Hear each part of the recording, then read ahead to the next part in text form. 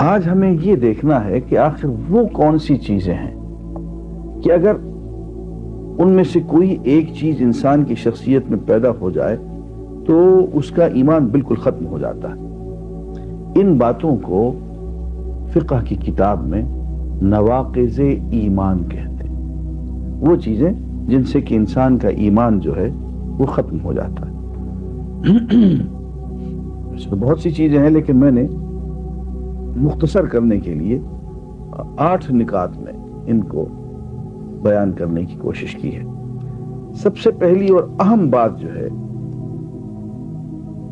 ایک مسلمان کے لیے، کیونکہ یہ سب باتیں میں نے ایک اسلامی معاشرے کے افراد کے لیے مرتب کی ہیں، اگر کوئی شخص دین کے مسلمات میں سے ایسی باتیں جو قرآن مجید میں وارد ہو گئی، احادیث صحیحہ میں وارد ہو گئی، ایسی احادیث جن میں کوئی اختلاف نہیں ان کے صحیح ہونے میں، ان کو ہم نصوص کہتے ہیں، نصوص قطعیہ، ہمارے قرآن و سنت کے وہ ٹیکسٹ جن کے صحیح ہونے میں کوئی شک نہیں ہے، ان کو نصوص قطعیہ کہتے ہیں، ان کو مسلمات دین کہتے ہیں۔ تو کوئی شخص مسلمات دین میں سے کسی ایک چیز کا انکار کر دے، اس کو ماننے سے انکار کر دے، تو دائرہ ایمان سے خارج ہو جاتا ہے۔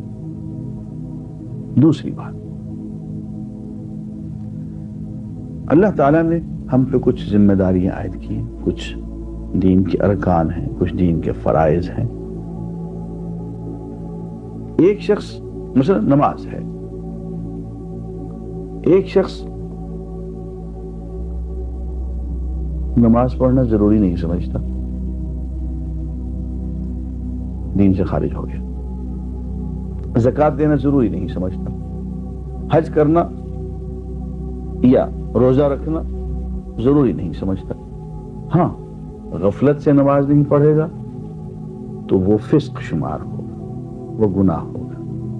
غفلت ہوگی، نیند آ گئی، نہیں پڑھ سکا، یا نہیں پڑھ رہا تو اس کو دل میں شرمندگی ہے اور ارادہ ہے کہ پڑھنا شروع کر دے گا، یہ کیفیت جو ہے یہ نافرمانی کی کیفیت ہے، کفر کی کیفیت نہیں۔ لیکن اگر وہ یہ کہے کہ یار کیا رکھا ہے نماز میں، ان روزوں میں کیا رکھا ہے، یہ حجت میں کیا رکھا ہے،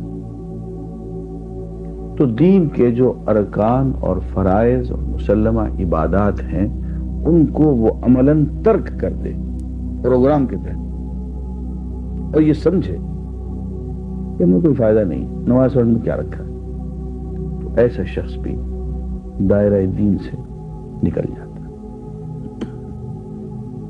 نمبر 3،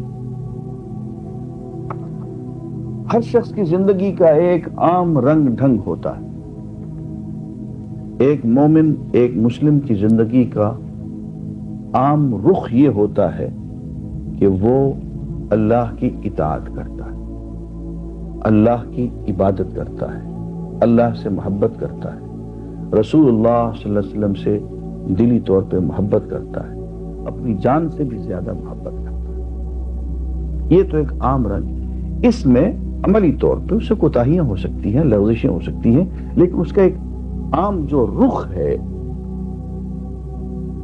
وہ اللہ کی طرف ہوتا ہے۔ جیسے حضرت ابراہیم نے کہا کہ انی وجہت وجہی للذی فطر السماوات والارض حنیفا وما انا من المشرکین، میں نے اپنا رخ سیدھا اس ذات گرامی کی طرف کر لیا ہے جس نے آسمانوں اور زمین کو پیدا کیا، میں اس کی طرف یکسو ہو گیا ہوں اور اب اس کے ساتھ کسی اور کو شریک نہیں ٹھہراؤں گا۔ اب یہ کہ رخ اللہ کی طرف کر دیا، ارادہ یہ کر دیا کہ وہی میری ترجیح اول ہے، زندگی اسی کے لیے گزارنی ہے۔ اب عملاً اس میں کوتاہی ہو جائے تو وہ الگ بات ہے، لیکن عموماً اس کا رخ اللہ کی طرف ہو، یہ مومن ہے۔ اس کے برعکس اگر خدا نہ خواستہ ایک شخص کی زندگی کا رخ جو ہے اللہ تعالیٰ کی بجائے غیر کی طرف ہو جائے، جسے غیر اللہ کہتے ہیں یا من دون اللہ کہتے ہیں، اللہ کی سوا کوئی اور ہستی، کوئی اور چیز اسی کا ہو کے رہ جائے، اور اللہ تعالیٰ کو کہیں ثانوی درجے میں کہیں بہت پیچھے وہ اسے پشت ڈال دے، بے شک اسے نیکیاں بھی ہوتی رہیں، لیکن اس کی زندگی کا اصل رخ جو ہو وہ غیر کی طرف ہو، اللہ کی طرف نہ ہو، تو یہ شخص بھی دائرہ دین سے خارج ہو جائے۔ اس لیے کہ حضور اکرم صلی اللہ علیہ وسلم سے ایک عہد لیا گیا اور ان کی وساطت سے ہم سے بھی وہی عہد لیا گیا۔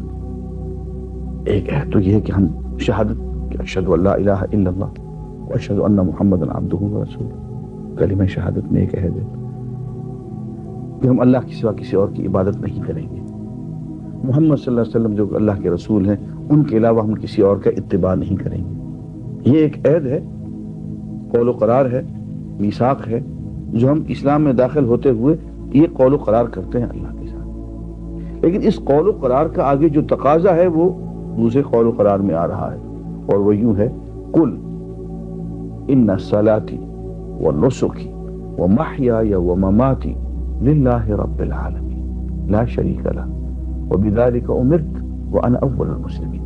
اے نبی صلی اللہ علیہ وسلم، آپ یوں کہیے کہ میری نماز، میری تمام عبادتیں اور قربانیاں، میری پوری زندگی، میرا جینا اور میرا مرنا اللہ رب العالمین کے لیے ہی ہے، اور اس میں کسی اور کو شریک نہیں ٹھہراؤں گا۔ مجھے اسی بات کا حکم دیا گیا ہے اور میں سب سے پہلا اطاعت گزار ہوں۔ یہ ایسا قول و قرار ہے جس کی روح سے انسان کی پوری زندگی اللہ تعالیٰ کے حوالے کر دی جاتی ہے۔ اللہ تعالیٰ تو پوری کی پوری زندگی مانگ رہے ہیں، بلکہ یہ کہہ رہے ہیں کہ مرنا بھی میرے ہی راستے میں ہے۔ اس کے برعکس ایک شخص ہے کہ وہ پوری کی پوری زندگی غیر کے حوالے کر دیتا ہے، کبھی موڈ آ جاتا ہے تو اللہ تعالیٰ کی بھی بات کر چھوڑتا ہے۔ تو معلوم ہوا کہ وہ اس عہد سے پھر گیا جو اس نے کلمہ شہادت کے وقت اللہ سے باندھا تھا، اور اس عہد سے بھی پھر گیا۔ اس کی تو نوبت ہی نہیں آئی کہ نماز بھی، ساری باتیں بھی، پوری زندگی بھی، جینا مرنا سب اللہ کے لیے ہو جائے، اسے تو بالکل پھر گیا۔ تو یہ شخص بھی دائرہ ایمان سے خارج ہو گیا۔ نمبر 4، ایک بہت اہم مسئلہ اور اس دور کا برننگ کوسچن، حاکمیت اعلیٰ، اقتدار اعلیٰ، سوورنٹی کس کی ہے؟ مومن مسلم سیدھی بات کرتا ہے کہ وہ اللہ کی ہے۔ اللہ مقتدر اعلیٰ ہے، وہی سوورن ہے۔ ان الحکم الا للہ، حکم صرف اللہ کا ہے، اصل قانون ساز صرف اللہ ہے، اصل اقتدار اختیار صرف اللہ کا ہے۔ اگر کوئی شخص یہ سمجھتا ہے کہ سوورنٹی اللہ تعالیٰ کے علاوہ کسی اور کے پاس ہے، سوورنٹی میرے بادشاہ کے پاس ہے، سوورنٹی میجورٹی کے پاس ہے، اکثریت کے پاس ہے، جیسے کہ اس دور میں جمہوریت اور مغربی جمہوریت کا بھوت سوار ہے لوگوں پہ، اور وہ سوورنٹی جو ہے اللہ تعالیٰ سے چھین کے جاہل عوام کی اکثریت کو دینا چاہتے ہیں۔ اگر یہ نظریہ ہو تو انسان دین کے اور ایمان کے دائرے سے خارج ہو جاتا ہے۔ اس لیے کہ قرآن مجید میں یہ بات بہت وضاحت سے بیان کی گئی۔